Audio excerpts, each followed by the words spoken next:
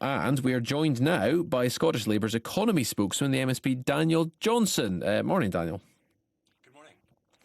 Lots of talk about transparency this morning, Daniel. So on that theme, I was wondering if you could enlighten us as to how many members Scottish Labour has got.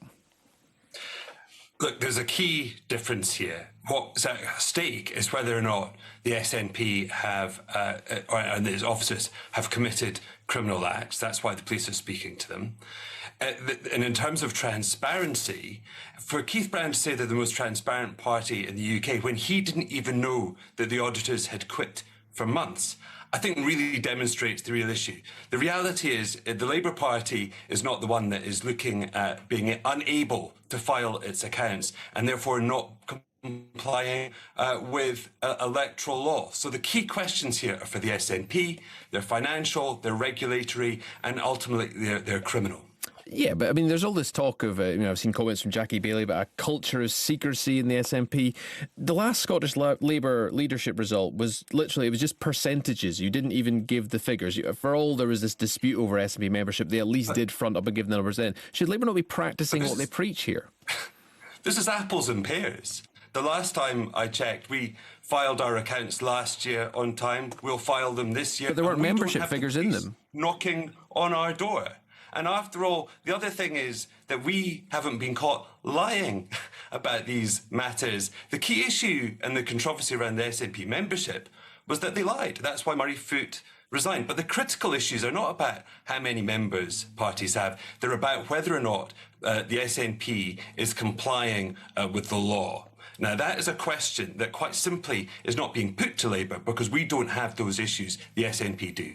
But the thing is, this question of members is not an abstract one because, Labour has been giving it big licks about wanting an election. Anna Sarwar's out touring target seats already, but campaigns are built from the grassroots. And from all of the figures we have available, it seems like the SNP still outnumbers you massively in terms of having folk out there who can actually chap on doors. And again, I would say, in essence, that is beside the point. I mean, there are questions there, but they're a different category of question. Ultimately, the questions which are being put to the SNP are being put to them by the police.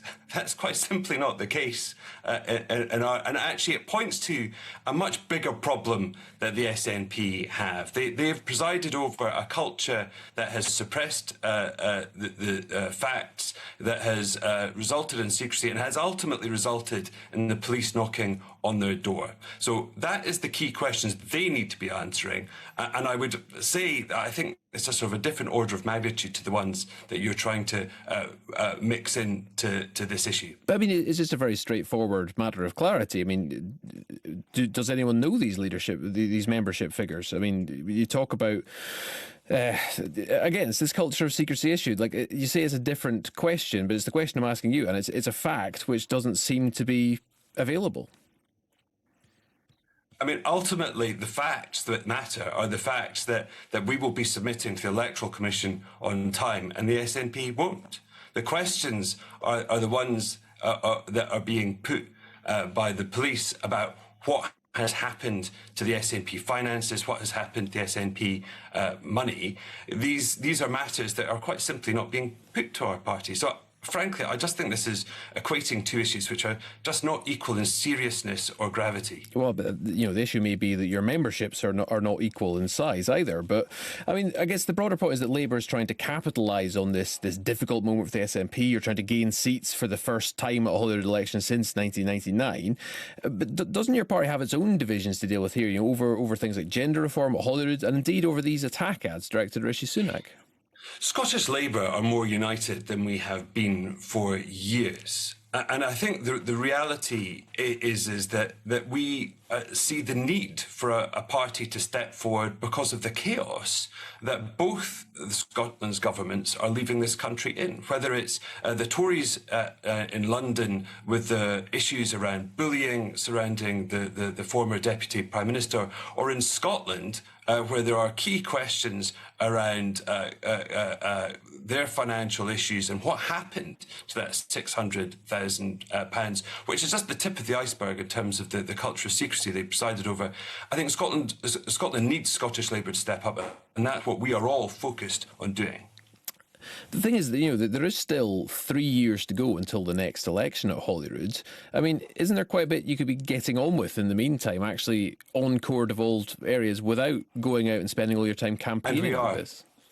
So I've been spending my week looking at how we can address the skills issues. We published a skills paper back in February, looking at actually how we organise the economy when we have a shrinking working age population. So there's a serious amount of policy work going on.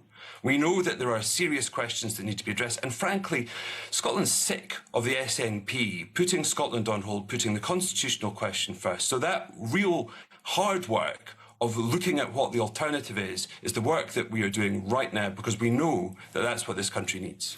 But finally, just if you're in campaign mode, this is going to be an election in Scotland. Doesn't Labour need to have its own convincing answer on that constitutional question rather than just hoping that people move on from it? And I think that's exactly why we asked Gordon Brown to do the work that he did, which is an incredibly detailed bit of work, which is both about how you fix the constitutional issues at the centre, but also actually use devolution as a principle for governing, pushing power down to people, to the closest practical level.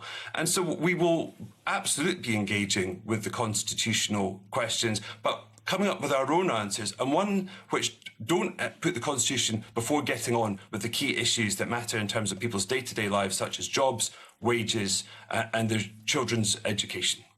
Well, I guess we'll see in due course what the electorate make of those answers. Daniel Johnson, thank you very much.